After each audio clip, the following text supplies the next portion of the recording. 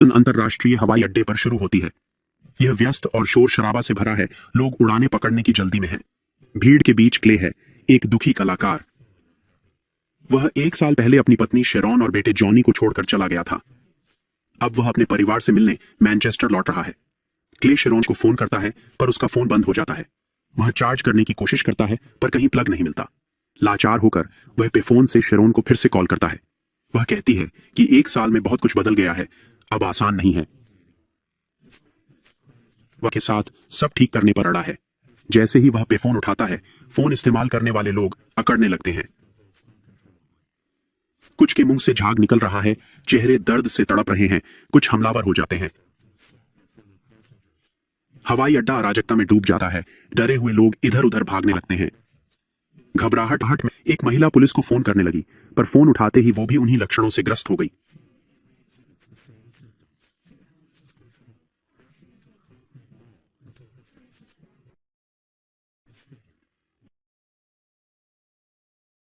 दृश्य देखकर क्ले को एक डरावना एहसास हुआ। एक शेफ तेज चाकू लेकर क्ले पर हमला करता है, पर क्ले तुरंत अपने ब्रीफकेस से चाकू रोक देता है। पुलिस क्ले को संक्रमित समझकर उस पर बंदूक तान देती है। क्ले को स्वस्थ पाकर पुलिस जॉम्बी बने शेफ को गोली मार देती है। निहत्था क्ले बचने के लिए सशस्त्र पुलिस के साथ जाने को मजबूर होता है। दूसरी मंजिल पर जॉम्बीज हमला करते हैं। क्ले को नीचे भागना पड़ता है।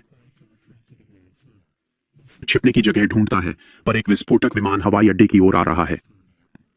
जॉम्बीज का पीछा करते हुए क्ले मेट्रो स्टेशन में भागकर विस्फोट से बच जाता है। अपनी कोशिशों के बावजूद वह जॉम्बीज से बच नहीं पाता। अजीब बात है, लाश मेट्रो स्टेशन में घुसते ही रुक जाती है, जैसे उनका सिग्नल खो गया हो। अफरा तफरी का फायदा उठाकर क्ले भागने में कामयाब हो जाता है। जैसे ही वो सांस लेता है, एक आदमी उसे मारने के इरादे से पीछे आ जाता है। छुट्टी से और आदमी सही वक्त पर बचा लेता है। उसे बचे हुए लोगों से भरी एक मेट्रो कार में खींच लिया जाता है। क्ले सबको विमान विस्फोट से लगी भीषण आग के कारण निकलने को कहता है। टर्मिनल आग में गिर जाता है, पर नियंत्रण केंद्र ने बिजली काट दी है। ट्रेन चालक टॉम सुझाव देता है कि सुरंग से पैदल निकलें, पर सब सहमत नहीं होते। टॉम चेतावनी देता है कि 24 घंटे में सुरंग में पानी भर जाएगा। आखिरकार सिर्फ क्ले और एक युवक टॉम के साथ जाने का फैसला करते हैं।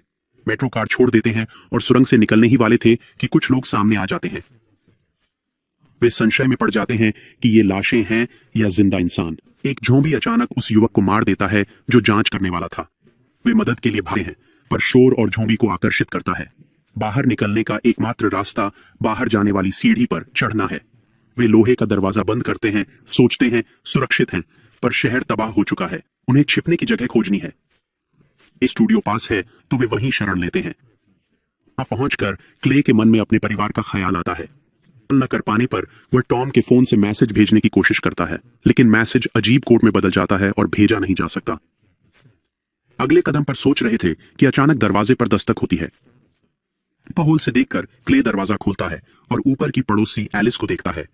वह खून से लथपथ है, चाकू लिए हुए है और सदमे में लग रही है। क्ले उसे साफ होने और कपड़े बदलने का सुझाव देता है। पत्नी के खोने की संभावना के बावजूद क्ले भोर में घर लौटने का फैसला करता है, मानते हुए कि उसका कम संपर्क वाला बेटा सुरक्षित है।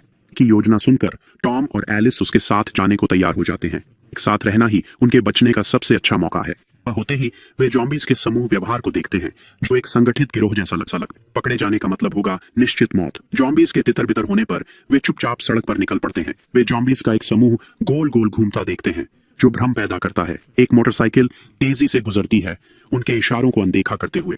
जॉम्बीज मोटरसाइकिल देर से देखते देखते सवारों के बचने का मौका नहीं रहता। उन पर टूट पड़ते हैं, उन्हें नोच डालते हैं। इस भयानक दृश्य को देखकर वे भागने का मौका देख लेते हैं। वे शहर के बाहरी इलाके में भागते हैं, एक घर पर कानूनी बंदूक का संकेत देखते हैं। वे घर में घुसते हैं, मृत मालिक और हथियारों का जखीरा पाते हैं। हथियार बंद होकर वे ज़ॉम्बी से बचने में सक्षम महसूस करते हैं। उसी पल एलिस एक लड़के को खिड़की के बाहर झूले पर खुश देखती है। उसे बचा हुआ समझकर वे जांच के लिए बाहर निकलते हैं। वे लड़के को कुत्ता पकड़े देखते हैं, पर वह कोई साधारण कुत्ता नहीं है। वह एक ज़ॉम्बी है। ज़ॉम्बी अक्सर अकेले नहीं होते और कई अन्य एक बड़े पेड़ के पीछे छिपे हैं। खतरा भांपकर एलिस और साथी तेजी से भागते हैं। ज़ॉम्बी पीछे पड़ जाते हैं। पीछा करने वाली लाशें हथियार लहराती हैं, जो खतरे को और बढ़ा देता है। अगर लाशें पकड़ लेंगी तो भयानक मौत निश्चित लगती है।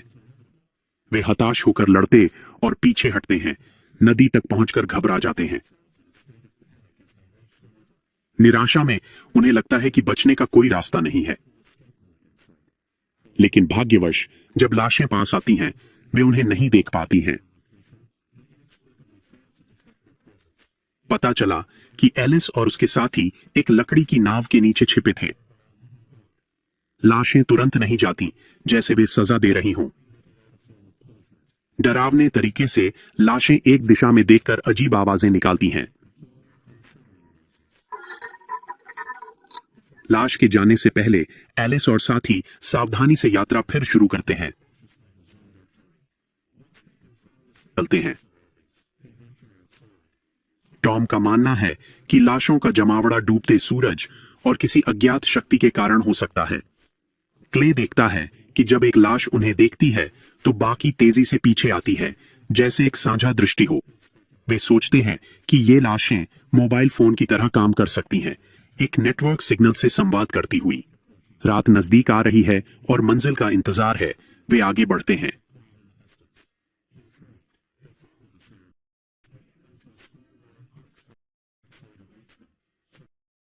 जहां अचानक बचे लोग, प्रिंसिपल और छात्र दिखते हैं।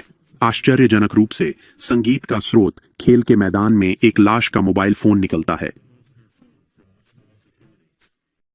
फोन को पकड़े हुए जिससे संगीत बज रहा है। हर रात ज़ॉम्बी सुबह तक स्थिर रहते हैं, उन्हें मारने का मौका देते हुए। समूह ज़ॉम्बी को जल्दी से खत्म करने की योजना पर चर्चा करता है। प्रिंसिपल ज़ॉम्बी पर पेट्रोल छिड़कने के लिए स्कूल के टैंकर का इस्तेमाल सुझाता है। फिर जलती टेनिस बॉल से आग लगाने की बात करता है। हालांकि यह तरीका अमानवीय है, वे फिर भी इस योजना को अंजाम देते हैं। पेट्रोल भरे स्प्रिंकलर से ज़ॉम्बी भीग जाते हैं और जलता तीर छोड़ा जाता है। पूरा इलाका तुरंत आग की लपटों में घिर जाता है। कई ज़ॉम्बी जाग जाते हैं, पर आग स्प्रिंकलर तक फैल जाती है। विस्फोट से प्रिंसिपल घायल हो जाता है और ज़ॉम्बी जल जाते हैं। समूह जलते स्कूल से भागकर पास के एक घर में शरण लेता है। बचे लोगों में से एक, क्ले, को लाल कपड़े पहने एक ज़ॉम्बी का डरावना सपना आता है। न केवल क्ले बल्कि पूरा समूह क्ले की कॉमिक से लाल ज़ॉम्बी का एक ही डरावना सपना देखता है।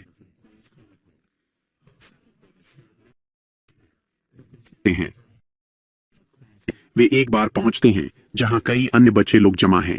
बार का माहौल स्वागत योग्य है।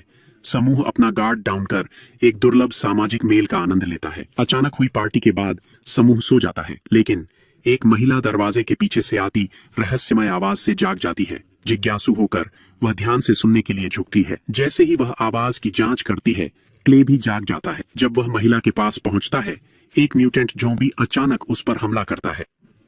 हंगामा बाकी समूह को जगाता है और वे इन विकसित ज़ॉम्बीज से लड़ने लगते हैं। पुराने ज़ॉम्बीज के विपरीत ये नए छूने की बजाय मुंह से उत्परिवर्तन वाली ध्वनि तरंगें फैलाते हैं। क्ले बाल बाल बचता है और एलिस उसे बचाते हुए गंभीर रूप से घायल हो जाती है। दुर्भाग्य से एलिस अपनी चोटों से नहीं बच पाती। एलिस की मृत्यु के बाद केवल क्ले और 3 अन्य बचे रहते हैं। दफनाते हैं और यात्रा जारी रखते हुए जंगल में 2 और बचे लोगों से मिलते हैं। बातचीत से पता चलता है कि लाल ज़ॉम्बी लीडर लोगों के दिमाग में घुसकर उन्हें सिग्नल टॉवर की ओर खींच सकता है। उन्होंने एक जीवित ज़ॉम्बी को पकड़ा है जो समूह की एक महिला का भाई निकला। अन्य ज़ॉम्बी से बचने के लिए उसकी आंखें ढकी हुई हैं। जब कोई ज़ॉम्बी पास आता है तो वह अप्रत्याशित रूप से हिंसक हो जाता है। कब्जा किया ज़ॉम्बी बेचैन हो जाता है और उससे एक बच्चे की आवाज निकलती है।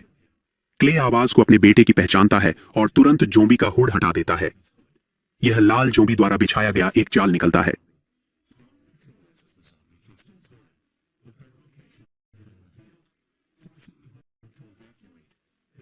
नहीं गए थे जब रे कार रोक देता है। वह क्ले को बाहर बुलाता है। लगता है कुछ महत्वपूर्ण बात करनी है। वे जंगल में गहराई तक जाते हैं। पता चलता है कि रे 3 दिन रात जागा है, लाल ज़ॉम्बी के मानसिक हमले का विरोध करते हुए। लेकिन अब वह भ्रमित हो रहा है और बदलाव के करीब है। रे क्ले को फोन देता है कहता है सेल टावर पहुंचकर एक नंबर मिलाने को। क्ले को समझाकर रे उससे जल्दी जाने को कहता है क्योंकि वह बम फोड़ने वाला है। क्ले के जाते ही रे बम को सक्रिय कर देता है। लंबी यात्रा के बाद वे क्ले के घर पहुंचते हैं। क्ले अकेले प्रवेश करता है। पत्नी या बेटे का कोई निशान नहीं, बस फ्रिज पर बेटे का एक नोट। जाने को होता है तभी अटारी से आवाज सुनता है। जांच करने पर एक लाल झोंबी उस पर हमला करता है। घबराए क्ले को टॉम बचाता है, जो शोर सुनकर झोंबी को मारने में मदद करता है। करीब से देखने पर क्ले को पता चलता है कि लाल झोंबी उसकी पत्नी थी। शोक का वक्त नहीं, उसे रे के फोन कॉल का मतलब समझना है। टॉम को विस्फोटकों से भरी कार मिलती है, महिला को पता नहीं। क्ले रे की योजना समझकर खतरे के बावजूद अकेले सिग्नल टावर जाने का फैसला करता है। क्ले का संकल्प देखकर टॉम उसे रोकता नहीं। अलविदा कहकर क्ले अपनी यात्रा शुरू करता है। वह रात भर ड्राइव करके झोंबी से भरे टावर तक पहुंचता है। वह नहीं डरता और सीधे झोंबी की भीड़ में घुस जाता है। टावर के बीच में उसे एक खास लाल झोंबी दिखता है। वह उसे कार से कुचलता है, उतरता है और तब तक गोली मारता है जब तक वह खत्म नहीं हो जाता। फिर क्ले अपने बेटे की आवाज सुनता है, पर जानता है कि यह असली नहीं है। वह सोचता है कि उसका बेटा अब शायद एक ज़ॉम्बी बन गया है। वह ज़ॉम्बियों के बीच से लड़ता हुआ वहां पहुंचता है जहां वह बम सेट कर सकता है। बटन दबाने से ठीक पहले उसका बेटा सामने आ जाता है। क्ले उसे देखकर खुशी से गले लगा लेता है, लेकिन फिर कुछ अजीब होता है। लाल ज़ॉम्बी और क्ले का बेटा दोनों अजीब तरह से बर्ताव करने लगते हैं। क्ले घबरा जाता है और बटन दबा देता है। बम फटता है और टावर में सभी ज़ॉम्बियों को मार देता है। में क्ले ज़ॉम्बियों के साथ दिखता है, यानी वह भी एक बन गया है। हमारा रिकैप देखने के लिए धन्यवाद और वीडियोस के लिए सब्सक्राइब करना न भूलें। अगली बार फिर मिलेंगे।